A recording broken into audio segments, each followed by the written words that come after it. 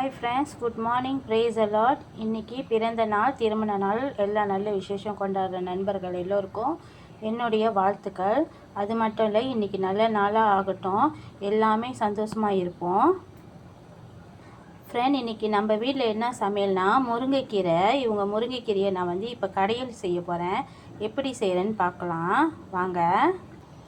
இங்கே பாருங்கள், தோரம் பருப்பு, பாசி பருப்பு, டொமேட்டோ, தக்காளி, அப்புறம் பூண்டு, இஞ்சி, பச்சை ஊசி மிளகாய், வெங்காயம், இவங்க எல்லாத்தையும் ஒட்டுக்கா போட்டு கொஞ்சம் நல்லா கொலன்னு வேக வச்சு எடுத்துக்கலாம்.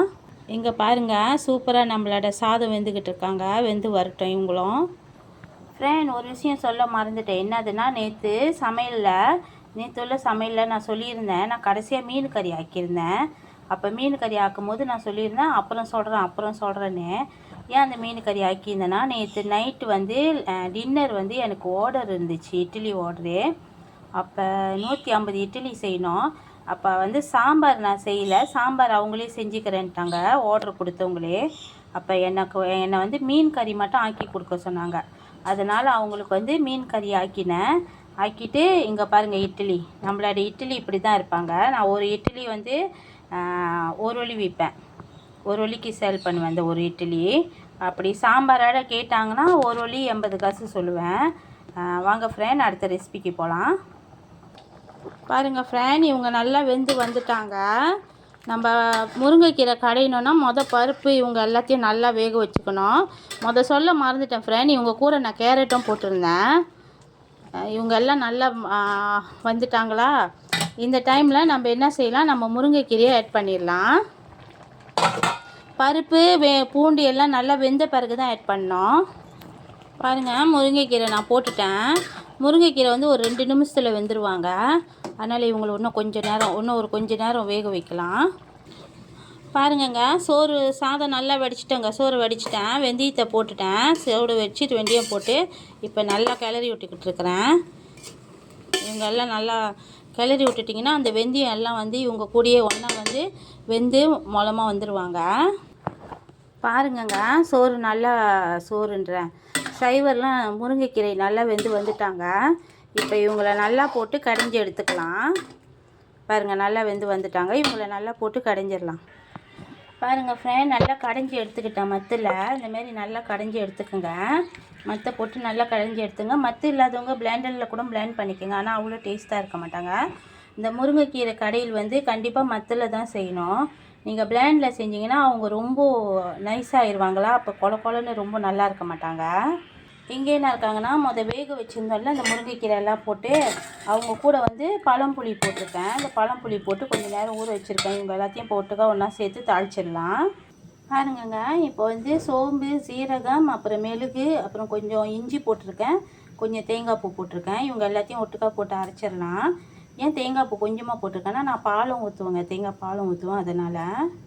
பாருங்கங்க, இங்கே என்ன எடுத்து வச்சுருக்கேன்னா, வெண்டைக்காய் பொரிக்க போகிறேங்க. அரிசி மாவு 3 கரண்டிங்க, மஞ்சள் கொஞ்சம், உப்பு கொஞ்சம் போட்டிருக்கேங்க. இவங்க எல்லாத்தையும் ஒட்டுக்கா போட்டு நல்லா பிசைஞ்சு எடுத்துக்கலாம்.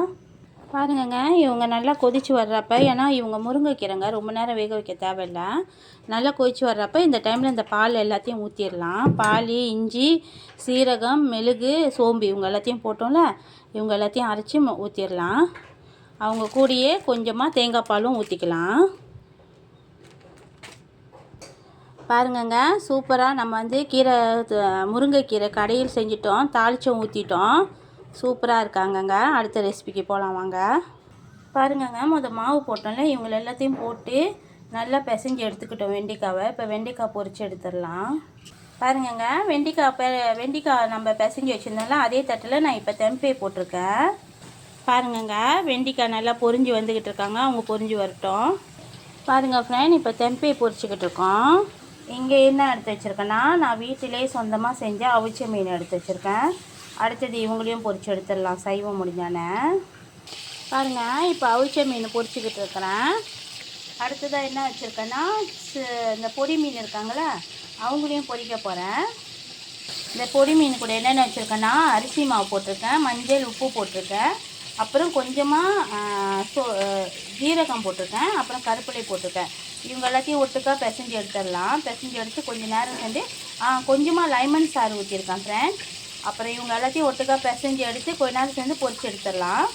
பாருங்கள் ஃப்ரெண்ட்ஸ், சைவமாக தெம்பையும் வெண்டிக்காவும் பொரிச்சிருக்கேங்க சைவத்துக்கு.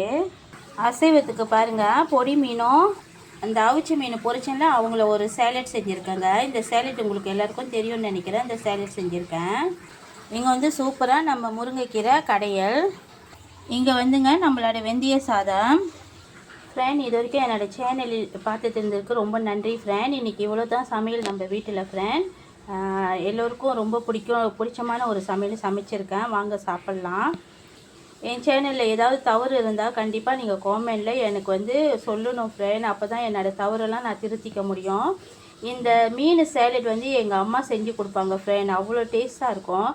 நான் சமைக்கிற சமையல் எல்லாமே என் அம்மாக்கிட்டேருந்து தான் கற்றுக்கிட்டேன். எங்கள் அம்மா எங்களுக்கு எல்லாமே நல்ல விஷயமா எப்பயுமே அம்மானா என்ன சொல்லுவாங்கன்னா, ஏதாவது ஒரு விஷயத்தை நம்மளை கற்றுக்க சொல்லுவாங்க. அந்த டைமில் வந்து நம்மளுக்கு வந்து ரொம்ப ஆத்திரம் வரும். அந்த டைமில் அம்மா சொல்லி கொடுக்குற டைமில் வந்து நம்மளுக்கு ரொம்ப ஆத்திரம் வரும். நம்ம செய்ய மாட்டோம், நம்ம என்னென்னமோ பண்ணுவோம். ஆனால் வந்து அம்மா வந்து நம்மளை ஃபோர்ஸ் பண்ணி சின்ன சின்ன விஷயம்லாம் நம்மளுக்கு கற்றுக் கொடுப்பாங்க. அந்தமாரி நான் அம்மா ஃபோர்ஸ் பண்ணி கற்றுக் கொடுக்குறப்ப வந்து நான் வந்து பார்த்தும் பார்க்காத மாரி கற்றுக்கிட்ட சில சமையல் தான் இப்போ சமைக்கிறேன் ஃப்ரெண்ட். அதுவே எனக்கு ஒரு நல்ல வருமானமாக இருக்குது. இப்போ நான் வந்து கேட்ரிங் செய்கிறேன், பேக்கரி செய்கிறேன், எல்லாம் செய்கிறேன்னா இதுக்கெல்லாம் காரணம் எங்கள் அம்மா தான். எங்கள் அம்மாவுக்கு நான் ரொம்ப நன்றி சொல்லணும். ஒரு நாளைக்கு போய் எங்கள் அம்மா சிம்பாம்பாடில் இருக்காங்க. ஒரு நாளைக்கு போய் நான் அவங்கள்ட்ட நன்றி சொல்லிட்டு வரணும். சிம்பாம்பாட் மாத்தாத்திங்கியில் இருக்காங்க. ஒரு நாளைக்கு போய் நான் அவங்கள்ட்ட நன்றி சொல்லணும். நான் எங்கள் அம்மாவை பார்க்க போகும்போது உங்களுக்கு கண்டிப்பாக வீடியோ எடுத்து போடுறேன் ஃப்ரெண்ட். எங்கள் அம்மாவை பாருங்கள். நீங்கள் வந்து ஃப்ரெண்ட் நல்லா யோசனை பண்ணி பாருங்கள். கொஞ்சம் நேரம் அமைதியாக உட்காந்து சிந்திச்சு பாருங்கள். நம்ம சிறு வயசாக இருக்கும் போது நம்ம அம்மா அப்பா வந்து நம்மளுக்கு ஏதாவது ஒரு விஷயம் நம்மளுக்கு வந்து ஃபோர்ஸ் பண்ணி நம்மளுக்கு சொல்லி கொடுத்துருப்பாங்க. இதை செய்யுங்க, நாளைக்கு உங்களுக்கு நல்லதாக இருக்கும், உதவியாக இருக்கும்னு சொல்லியிருப்பாங்க. அந்த விஷயம் என்னாச்சும் இருந்துச்சுன்னா கண்டிப்பாக காமெண்டில் எனக்கு சொல்லுங்கள் ஃப்ரெண்ட். எங்கள் அம்மா எனக்கு சொல்லி கொடுத்ததுலாம் வந்து இந்த சமையலை பற்றி சொல்லி கொடுத்தாங்க. இன்றைக்கி நான் சொந்தமாக சாப்பிட்றேன்னா, யாருக்கிட்டேயும் ஒரு முதலாளியாக சாப்பிட்றேன்னா, ஒரு முதலாளி லெவலில் நான் இருக்கிறேன்னா இதுக்கு முழு காரணம் எங்கள் அம்மா தான் ஃப்ரெண்ட். எங்கள் அம்மா ரொம்ப நல்லவங்க ஃப்ரெண்ட். எல்லார் அம்மாவும் நல்லவங்க தான். ஆனால் எங்கள் அம்மா எங்களுக்காக ரொம்ப கஷ்டப்பட்டாங்க. ரொம்ப ரொம்ப விஷயம் எங்கள் அம்மா செஞ்சாங்க ஃப்ரெண்ட். எங்கள் அம்மா ரொம்ப நல்லவங்க. இன்றைக்கி இந்த சேலட்டை பார்த்தானே எங்கள் அம்மா ஞாபகம் வந்துடுச்சு. அதனால தான் எங்கள் அம்மாவை பற்றி பேசுகிறேன் ஃப்ரெண்ட். சாரி ஃப்ரெண்ட், உங்களை எல்லாம் டிஸ்டர்ப் பண்ணியிருந்தா. இது வரைக்கும் என்னோடய சேனல் பார்த்ததுக்கு ரொம்ப நன்றி ஃப்ரெண்ட். மறக்காமல் பெல் பட்டனையும் சப்ஸ்கிரைப் பட்டனையும் அமுத்திடுங்க ஃப்ரெண்ட். தேங்க்யூ. மக தூங்கிக்கிட்டு, ஸ்கூல் லீவில் மக தூங்கிக்கிட்டு இருக்கிறா ஃப்ரெண்ட். நாளைக்கு பார்க்கலாம். பாய்.